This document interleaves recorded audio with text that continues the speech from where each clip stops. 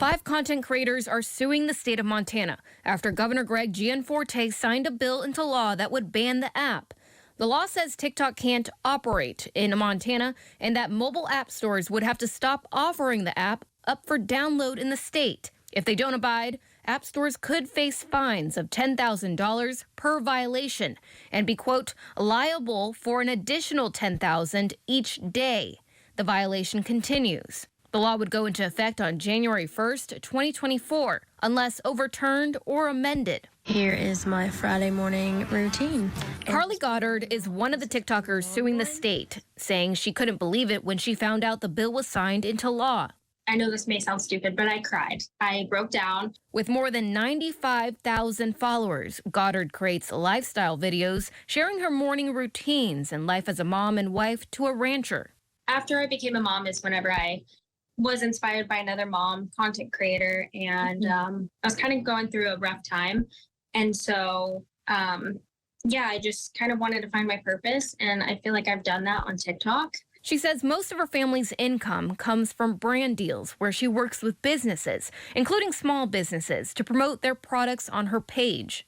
This is my livelihood. And I mean, this money, I use it for bills, to put food on the table for my family. And I just feel like it's going to have this huge impact on me. And my husband and I have even been talking about moving if, it doesn't get reversed. In an effort to get the law overturned, the complaint argues the state does not have the power to handle national security matters. It also says the law is unconstitutional and violates the First Amendment, among other things. Gianforte posted on Twitter Wednesday saying he signed the bill to, quote, protect Montanans' personal and private data from the Chinese Communist Party. The ban comes after dozens of states have already banned TikTok on government-issued devices, but Montana is the first state to pass a total ban.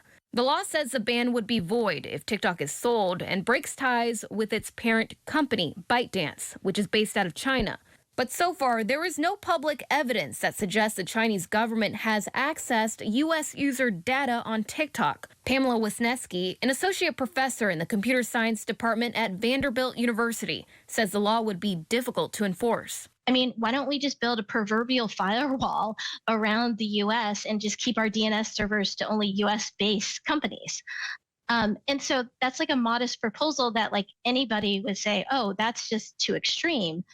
But if we're doing it for one particular app, well, why aren't we looking at the source of where other websites are on the internet?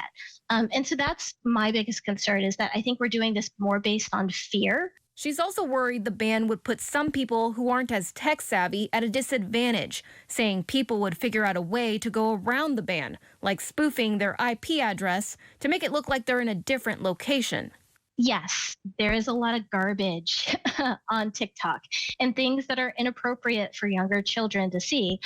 But like you said, there's educational videos, there's activism, there's support for minoritized communities like the LGBTQ population, and ways to empower those who otherwise wouldn't be given a voice.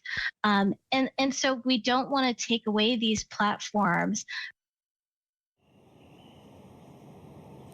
And Alexa, there's a lot of unanswered questions, and like was said, enforcement is going to be very tough. For instance, what do you do when people already have the app downloaded to their phones? How do you enforce that? And also, the law only explicitly says app stores who violate this law. So what happens to internet providers when users log online onto TikTok? How is that going to be enforced, and will that be considered a violation, Alexa?